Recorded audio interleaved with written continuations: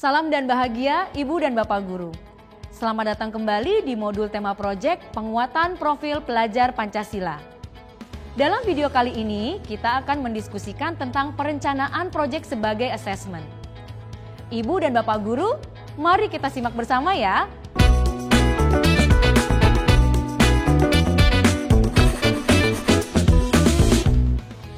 Bagaimana Ibu dan Bapak melakukan asesmen selama ini? Dalam format asesmen yang selama ini kita gunakan, seringkali kita hanya menerapkan format asesmen dengan format tradisional. Bentuk asesmen tradisional antara lain, tes pilihan ganda, tes benar atau salah, soal isian pendek, dan esai. Penjelasan lebih lanjut mengenai asesmen tradisional dan alternatif dapat Ibu dan Bapak Guru pelajari di materi format asesmen dalam topik asesmen ya.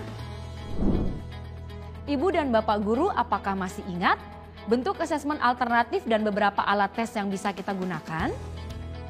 Salah satu bentuk asesmen alternatif yang paling umum digunakan ini adalah proyek. Seperti yang kita ketahui bersama, proyek memungkinkan murid untuk terlibat dalam pembelajaran yang lebih konkret. Bukan hanya mempelajari teori, proyek memungkinkan murid menerapkan hal-hal yang dipelajari dan juga memecahkan masalah sederhana menggunakan konsep yang telah dipelajari. Sekaligus melakukan eksplorasi isu di lingkungan sekitar yang dapat dibahas secara mendalam.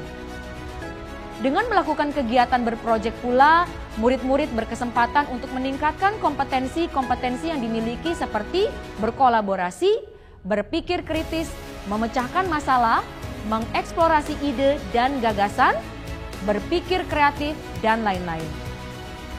Untuk menilai kemampuan tersebut, Ibu dan Bapak dapat menggunakan kegiatan proyek ini sebagai asesmen.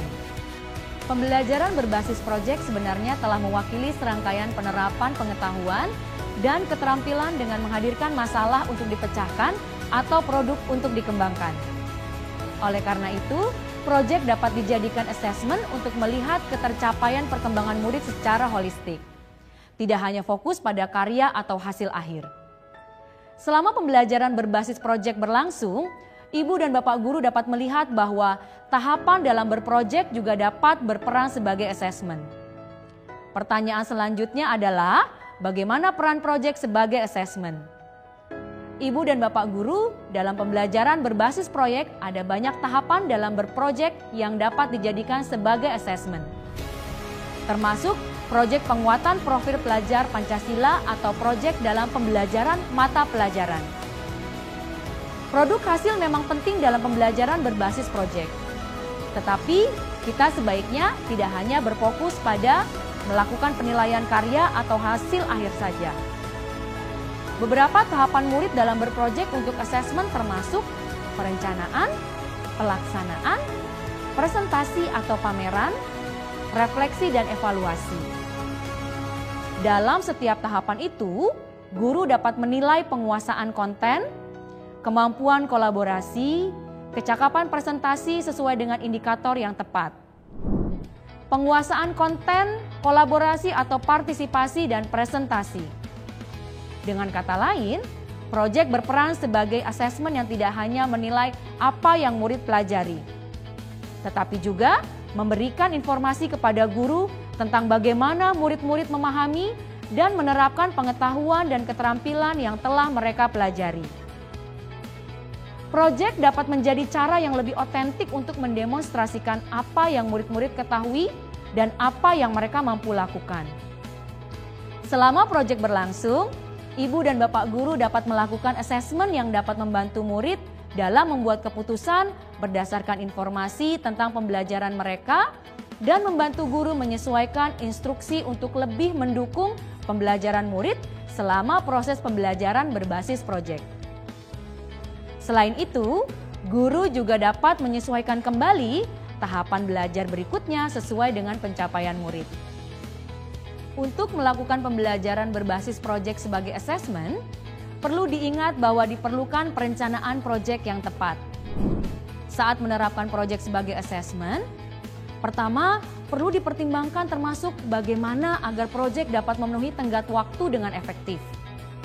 Hal ini dapat dilakukan dengan menentukan cara terbaik menggunakan waktu untuk mendukung pembelajaran murid dan merencanakan berapa banyak waktu yang dibutuhkan. Karena kegiatan berproyek mendapat alokasi 20-30% dari waktu belajar, agar penggunaannya efektif dan tidak mengganggu pelaksanaan mata pelajaran lain, maka ibu dan bapak guru perlu merujuk pada tahapan dalam perencanaan proyek, yaitu merancang alokasi waktu. Kedua, ibu dan bapak guru perlu melihat hal-hal atau elemen-elemen spesifik yang ingin dinilai dari setiap tahapan proyek tersebut, terutama saat mengembangkan instrumen penilaian untuk setiap tahap. Ibu dan bapak guru juga perlu lihai dalam memilih dimensi yang akan diukur dalam suatu proyek. Dalam hal ini, ibu dan bapak guru perlu dengan bijak menentukan dimensi profil pelajar Pancasila. Mari kita bahas bersama bagaimana merancang alokasi waktu dan menentukan dimensi profil pelajar Pancasila.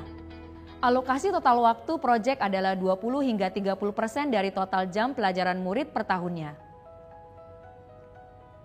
Ibu dan bapak guru, terdapat kesalahan cetak terkait penentuan alokasi waktu proyek pada modul panduan P5. Seberapa lama proyek dapat dilakukan? Sesuaikanlah durasi dengan kedalaman pembahasan tema. Durasi pelaksanaan proyek dapat dipilih antara 2 minggu sampai 3 bulan.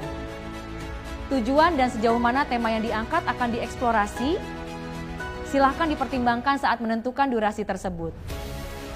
Sebagai contoh, jika satuan pendidikan ibu dan bapak guru menggunakan proyek sebagai asesmen yang bertujuan untuk mengukur dampak proyek sampai pada lingkungan sekitar, maka durasi pelaksanaan proyek dapat menjadi lebih panjang. Dalam merancang alokasi waktu proyek, satuan pendidikan dapat mengatur jadwal belajar sedemikian rupa, sehingga terbuka ruang untuk kolaborasi mengajar antar guru dari mata pelajaran yang berbeda. Kolaborasi ini dapat membantu penilaian yang lebih dilakukan menjadi lebih holistik. Agar ibu dan bapak guru mendapatkan gambaran bagaimana rancangan alokasi waktu pelaksanaan proyek, mari kita bahas satu persatu contoh pilihan waktu pelaksanaan proyek berikut ini. Pertama, ibu dan bapak guru dapat menentukan 1 hari khusus dalam seminggu untuk pelaksanaan proyek. Pada contoh ini misalnya, seluruh jam belajar pada hari Jumat dialokasikan untuk proyek. Kedua, ibu dan bapak guru dapat memilih untuk mengalokasikan 1 hingga 2 jam pelajaran di akhir hari khusus untuk mengerjakan proyek. Misalnya, sebelum murid-murid meninggalkan sekolah, ibu dan bapak guru dapat merancang aktivitas proyek seperti eksplorasi di lingkungan sekitar satuan pendidikan. Ketiga, penentuan waktu pelaksanaan proyek juga dapat ibu dan bapak guru lakukan dengan cara mengumpulkan dan memadatkan pelaksanaan tema dalam 1 periode waktu. Misalnya, ibu dan bapak guru mengalokasikan 2 minggu atau 1 bulan, atau tergantung proyek yang akan dijalankan. Dengan cara ini, semua guru dalam satuan pendidikan ibu dan bapak guru dapat berkolaborasi, mengajar setiap hari selama durasi periode waktu yang ditentukan tersebut. Setelah tadi kita sudah membahas mengenai penentuan alokasi waktu proyek, sekarang kita akan membahas mengenai langkah selanjutnya pada tahapan perencanaan proyek, yaitu menentukan dimensi profil pelajar Pancasila. Dalam menentukan dimensi, ibu dan bapak guru dapat mempertimbangkan hal-hal berikut ini. Dimensi profil pelajar Pancasila perlu ditentukan pada awal perencanaan proyek oleh pimpinan satuan pendidikan. Dalam tim fasilitasi proyek agar dapat fokus dikembangkan untuk setiap kelas pada tahun ajaran tersebut. Penentuan dimensi profil pelajar Pancasila dapat merujuk pada visi, misi, atau program tahunan yang akan diajarkan di satuan pendidikan tersebut.